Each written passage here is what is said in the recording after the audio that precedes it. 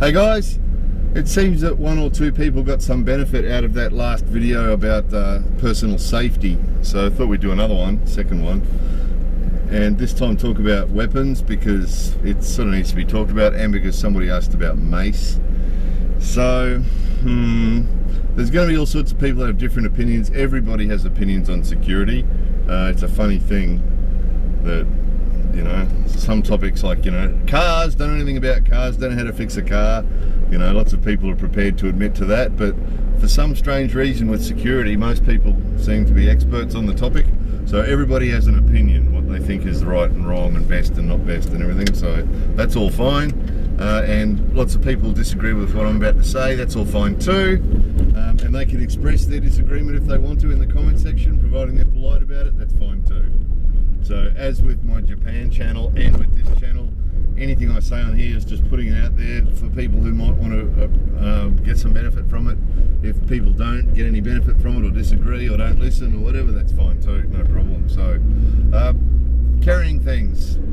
First thing I'd suggest is don't carry anything that you don't want used on yourself, because unfortunately in stress situations like where there's violence involved,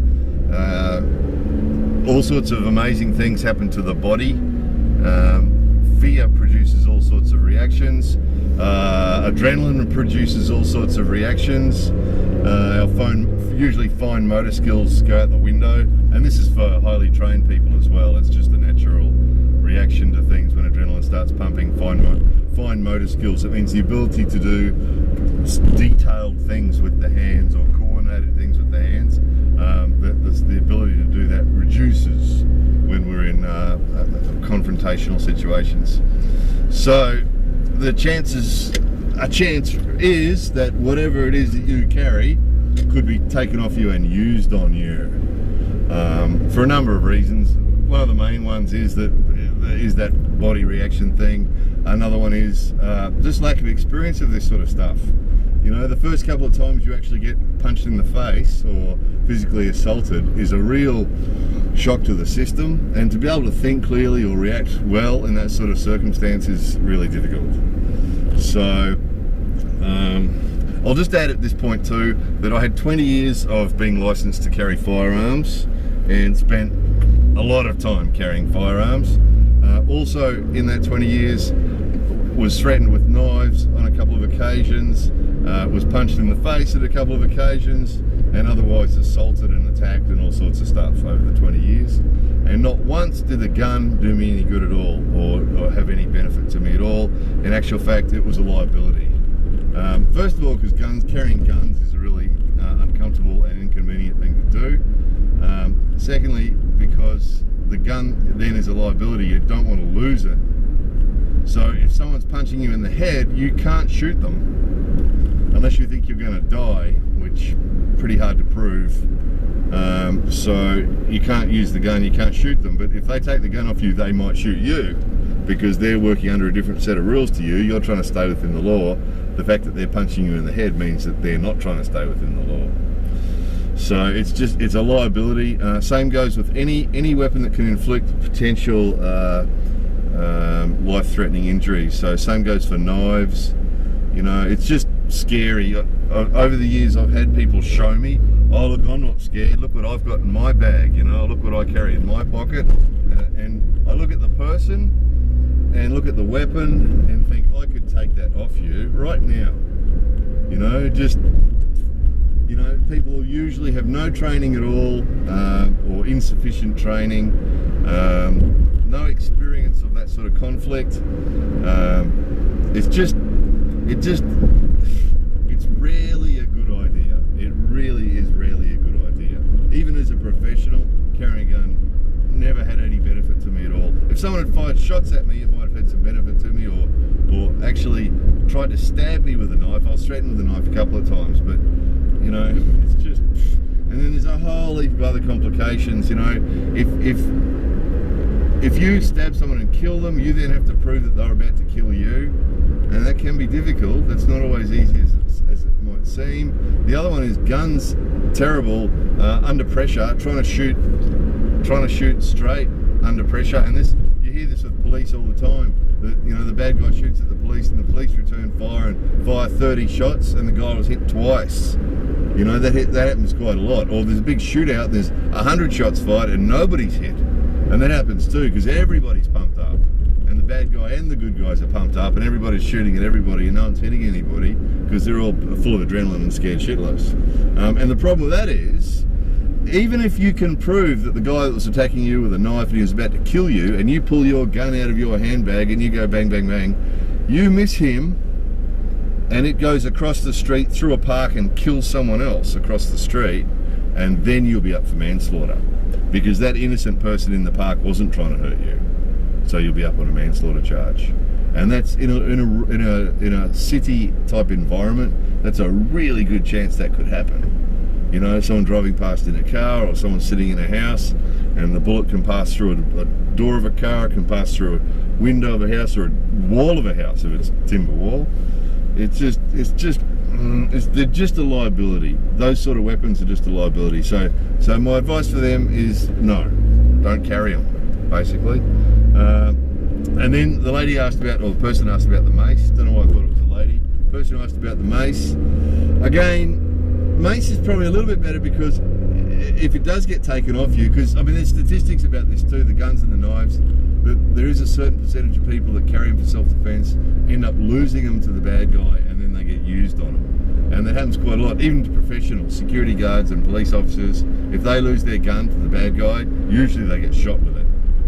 And the same thing with knives and things like that. You got a guy who starts off unarmed, and he was going to beat you, and he was maybe going to, give you some bruises and beat you up with his fists, and then you've got a knife, and he gets the knife off you, and he stabs you to death. And the reason that there's a knife involved is because you brought it, because you had it on you, and the same goes for a gun. There's a lot of stories like that where the bad guy doesn't have a gun, and he fights with a security guy or he fights with a police officer and gets the gun off him and shoots him with it. And that's happened a lot of times. That's really common. That's really, really common. So,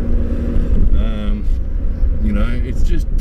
So the mace, okay, mace is a little bit better because if they do get it off you and use it on you, it's going to debilitate you, which might stop you getting away. If they mace you, and this happens all the time again with professionals. Mace is really tricky shit to use. If there's any wind at all, it can really mess you up. And then in a struggle, if you're in a close quarter struggle, you get mace on the other person, it's going to end up on you anyway, because it's a liquid. So it's going to end up, starts off as gas, ends up as a liquid. So it's going to end up all over you as well. So there's a good chance that your mace could end up incapacitating you, which might change the outcome as well, in a negative way. So, mace, yeah, okay, a little bit better than guns and knives and stuff, I guess. A little bit better. Probably one of the few things, one of the best things to carry is a fully charged up phone, as we mentioned in the last video. Fully charged up operational phone is a good thing to carry. Cash is a good thing to carry. And then a sound making device. There's a few of these on the market. One of the best I've ever seen was a gas one, and it's just a aerosol can with a little nozzle on it, sort of like, it looks like an insect repellent can, but in actual fact what it does is it squeals. It's like one of those, it's like a air horn, and that one was about 130 decibels or something, really loud. Something like that's good. Something like that's really good for attracting attention, and if the bad guy does get it off you, he can't use it on you. That one actually was good. One had a lockdown lid, which meant that you pushed the top down and it stayed locked down and just kept sounding, basically. And you could stop it if you grabbed the bottom and the top and pulled them apart, but that required two hands, which means that if the bad guy gets it off you, and then he has to pull it apart with two hands, which means he's had to let go of you. So I thought that was a pretty good one. There's some battery operated ones around too, but they're not real good. They tend to, run flat on batteries and that sort of stuff. And they tend to be a bit delicate. They can be broken pretty easily. But in sort of principle, the sound devices are not a bad thing. Particularly, again, it depends on where you're living. But if you're living in a built-up area where there's lots of people, It's not a bad thing to attract attention. And again, screaming, you know, screaming is one of the best things that you can possibly do in one of these sort of circumstances, you know, and attracting attention. Some people maintain that you should scream fire, because if you scream fire, more people are likely to react than if you scream something else, which is an interesting point. Maybe true, you know, more people come outside if they hear someone screaming fire, top of their lungs. But really what I think it comes down to is not as much what you carry, it's what you carry here.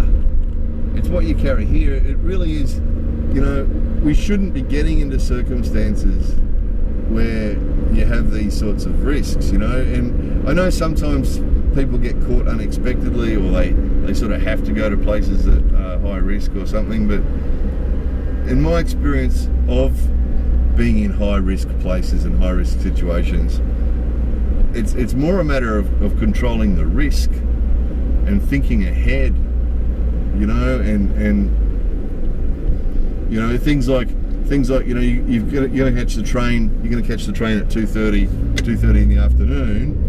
It takes 10 minutes to walk to the train station. Leave home at 2:15, so that you arrive at the station at 2:25, and you're only standing on the platform for 5 minutes. You know, if your train station's a risky one, you know, or at night, you know, you've got to catch a train late at night or a bus late at night, then, you know, do it like that, so that you're only waiting around at the place for a couple of minutes before it turns up. And I'll do another video on buses and trains and things. There's some other stuff about that too, but this is the sort of the idea, is that you should always just avoid the sort of circumstance, you know. There's you know, classic one you see in movies is someone's at home in their house and they hear somebody in the house, so they get a kitchen knife and go walking through the house to see who's there, you know. And I mean, stuff like that is just ridiculous. What you're much better off doing is climb out the window, climb out the nearest climbable window and go to the neighbour's house and call the police and say, hey, there's somebody in my house, I think. Whether there is or not, you're always better off too in these sort of circumstances. Don't hesitate to call the cops. If the cops come and it turns out that it was just your cat, or it was a possum, or it was an animal or mouse or something, no problem. There's no need to be embarrassed by that. Police and firefighters are the same. If you have a small fire start in your house or in your car or something, you should call the fire brigade straight away. And even if you manage to put it out with a fire extinguisher or a hose or something and it stops, they still prefer that you call them straight away, because that gives them a head start. And then if it does get out of control, they're going to be there. And the police are the same. You know, the police will never complain to you, well, they shouldn't complain to you, if you call them about something and they turn up and it turns out to be a false alarm. You know, it's just a mouse or something. And there's no need to be embarrassed by that, because police officers do that too. You know, if we're checking out some building somewhere and we hear a noise inside and we suspect there's somebody in there, we'll call for backup and say, look, can you come here? We think there's might be someone in here. Can you go around the back? And then you go and you find it's a cat and you go, oh, sorry dudes, you know.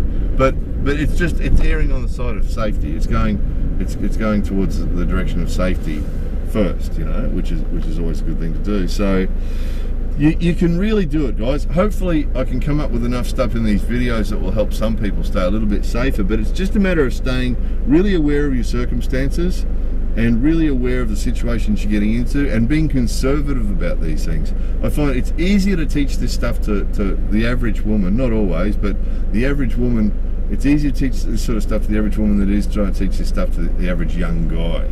Because the problem with young guys is that they usually overestimate their abilities. And that's a big problem. That gets dudes in a lot of trouble, frequently, where they think, oh, I can deal with this, I can do this, you know, I'll carry this gun, I'll carry this knife, and anybody who tries me, they'll get this. And it's just overestimating. You know, there's not a dude on the face of this earth that can't lose, you know, that won't always win in every situation. There's any person on the face of this earth can lose, given the wrong set of circumstances, with, you know, outnumbered by too many dudes. You know, you think you're the man, and then you're walking around in some dodgy area at night and you think you're bulletproof, And the gun thing and the weapon thing can be a problem for that. It can lead people to think that they are invincible and put them in circumstances where they get their asses kicked or killed because they think they're invincible and they're not. Nobody is. Anybody can be outnumbered or outgunned or out-thought, outmaneuvered, or and criminals, bad guys are pricks. Often, bad guys are real pricks, and they don't work by any ethics.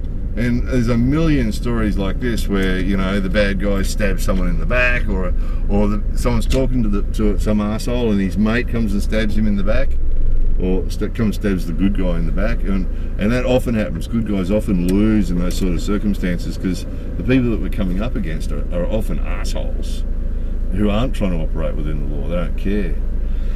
So that's basically it, guys. I think as far as carrying weapons, no, I wouldn't do it. I wouldn't do it. Don't carry anything that you don't want to have used on you. And don't carry anything that could get you into jail. It's just not worth it. Where the hell are you living or traveling where you need to be carrying weapons? That's ridiculous. If that's the case, we really need to have a good look at our lives. If we're living somewhere where you've got to, you got to go to the supermarket and you've got to take a gun, might be time to move. That's just ridiculous. That's just ridiculous. In 2013, 21st century, to be carrying weapons in public to protect ourselves is ridiculous and not effective. Not effective. The people who love guns can always find statistics. That's fine. But the bottom line is it's just not. It's not practical. Carrying a gun around in your day-to-day life is not practical. They're heavy, bulky, uncomfortable, fucking annoying things. They really are. They're just, and not practical. It doesn't guarantee your safety. Doesn't necessarily guarantee. And again, anyone wants to disagree, politely, feel free to do so. But I'm not going to debate any of this stuff because it's a waste of time. People who really strongly believe in their weapons won't be changed, won't believe anything different, and they can find enough statistics. You can find enough statistics on the internet to prove anything. The moon landing was fake, and anything else you want to prove. There's aliens amongst us. The pyramids were built by aliens. You can prove anything by Googling it. So there's nothing that I can say that will change those people's thinking, and that's fine. They're entitled to their thinking, but I'm not going to debate. I won't debate. I'll delete and block rudeness. If anyone's rude about expressing their opinion, I'll delete it and block it, but I'm not going to debate it. It's a waste of time. It doesn't achieve anything. Debating on the internet, it's a waste of time. Giving different opinions is a worthwhile thing, I think, but debating's a waste of time. So anyway, there's some thoughts.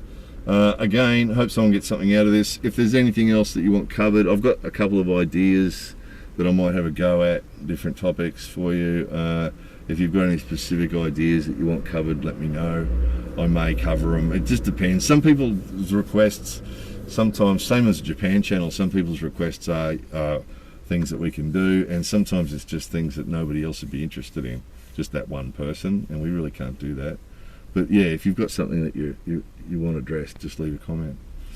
Hope that helps somebody. More videos coming soon.